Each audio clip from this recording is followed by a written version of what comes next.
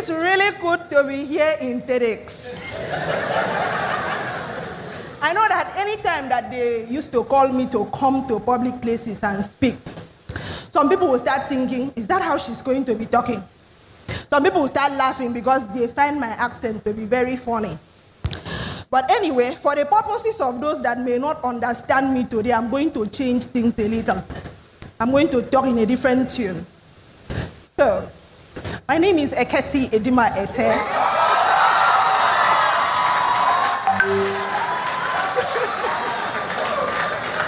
And I am a storyteller.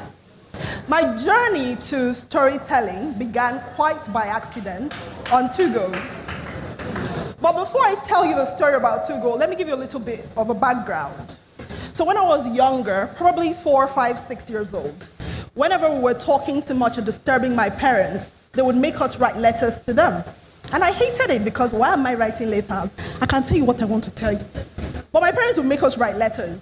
And so the more I wrote, the more my writing got better, till my English teachers in school commended my writing. One of them in particular, Mrs. Kitty, would always say to me, Eketi, I enjoy reading your composition pieces because you always write what is different from other people. And so I grew up, got to the university, I had stopped writing.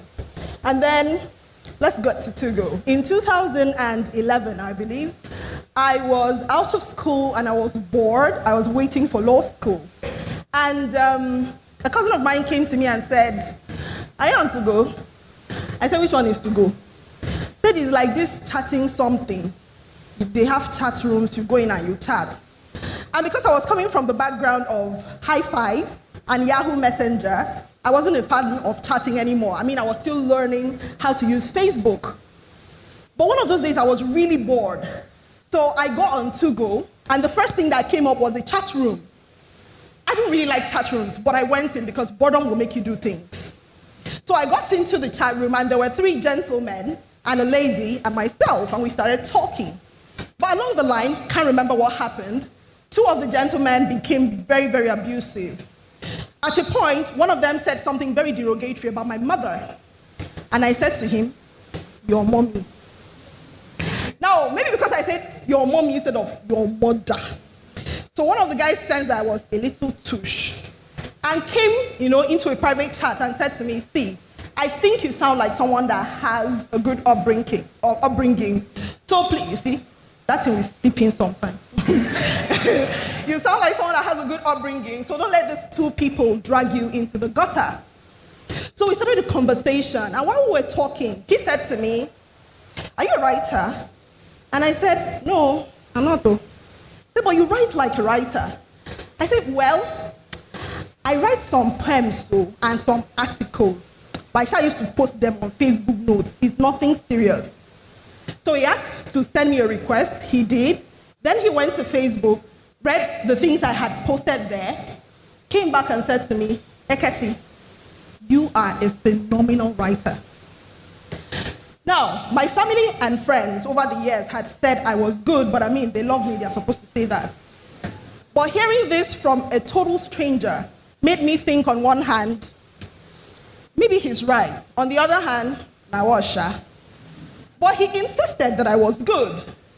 And then he asked, do you write fiction? I said, I'm a Christian, so I'm a little conflicted about fiction because it's like lying. I mean, these things didn't happen. But he said to me, if you're a Christian, then you have a perfect example to follow. Jesus was a storyteller, and he told fictional stories to drive home his point to his listeners. At that moment, I had a click in my brain. This boy has a point. And so the next thing he said was, you know what? I'm going to challenge you. You're going to write a story of 1,500 words. And if you write it and post it on Facebook tomorrow, I'm going to give you 1,500 naira recharge card. However, if you don't, you are going to give me 1,500 naira recharge card. Back in those days, I didn't know how to back away from challenges. So I'm like, Homo, I'm gonna do it. I'm gonna write this story and shock you. Besides, 1,500 recharge card for a poor graduate was a lot of something. So I I got down to my table, got my pen, my paper. I started writing. I filled 2 A4 papers, and I'm like, it has reached 1,000. Then I started counting 1, 2, 3, 4, 5, 6, 7, 8, 51, 52. I'm like 52. Okay, this thing has filled the page. But I kept doing that over and over until I got to 1,700 words. Then I had to edit my story to keep it at 1,500. Then I posted it on Facebook. When I posted it, I left Facebook because I didn't want to read people's comments. I came back hours later, opened my post, and I was blown because there were over 100 comments, and all of them were good. Eketi, this story is so funny, I laughed. Eketi, do you write like this? How come you haven't written more things? Eketi, I didn't know you can write like this. And suddenly, my head began to be bigging. It was bigging and bigging. And then my new friend, Ebuka, came back and said, you should write more. And I started writing more. And there's something that, Facebook accolades do for you. They kind of be increasing your head. So my head was increasing. And I didn't think, I got to that point where I'm like, I'm more talented, I'm more gifted. I don't need any other thing in this world.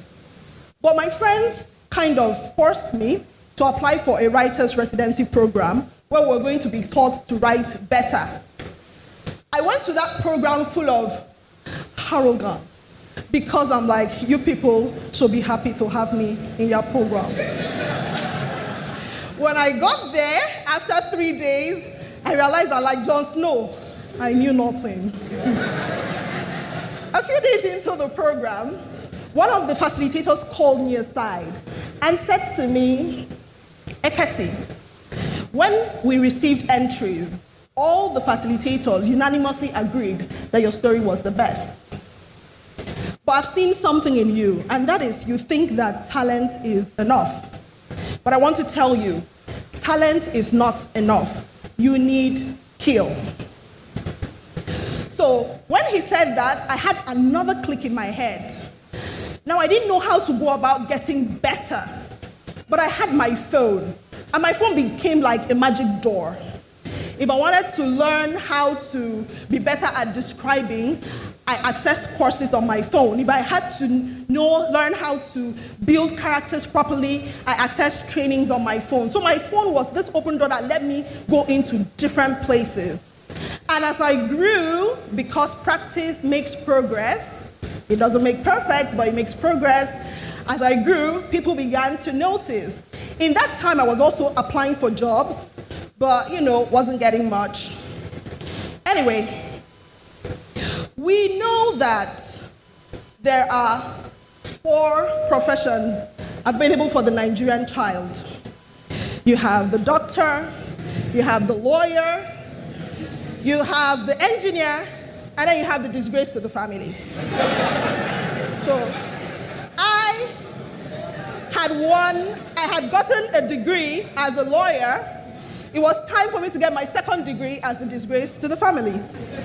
So I went to my parents. I don't know if anybody here has ever gone to their parents and said, Daddy, Mommy, I don't want to practice law again. You don't want to what? I don't want to practice law again. You say you don't want to what?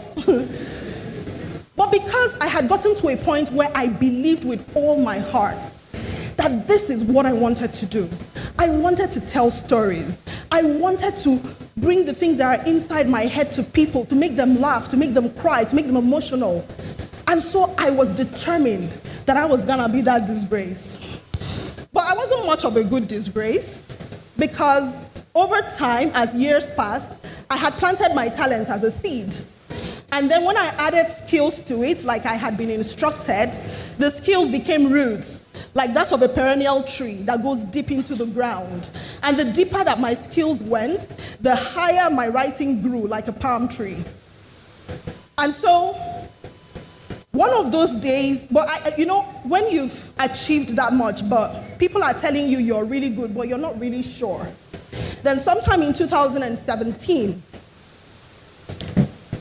there was an event in Uyo, and it was being organized by a lady that I totally admired. I followed her on social media. I was sold out to her. So I went to that event, and I was so pumped to just take a selfie with her. That's all I wanted. And so when the event finished, At the end, I went to her and I said, "Good afternoon, ma. It's such a pleasure to meet you. Oh, thank you so much for speaking. I really enjoyed your session." And she said, "You're Eketi Edima Ette." And I said, "Yes, I love your post on social media. I follow you. I read everything that you write." I'm like, "Oh, we're gifted, but we're talented." And so she said, "You know what? I really want to work with you on a project. Can you put your number on my phone?" And then she whips out her phone, and I start calling out my number. And then she stops and says, "Why is your number on my phone?" And I say, "Madam, 3 years ago, I applied for a job in your company, and you turned me down." And she said, "Really? But well, look at you today. You have become this excellent person, and now I want to work with you." And for me, that was such a huge validation of my growth. It was an affirmation of all that I had worked hard for. This was me here now. And in time, I started earning 6 figures.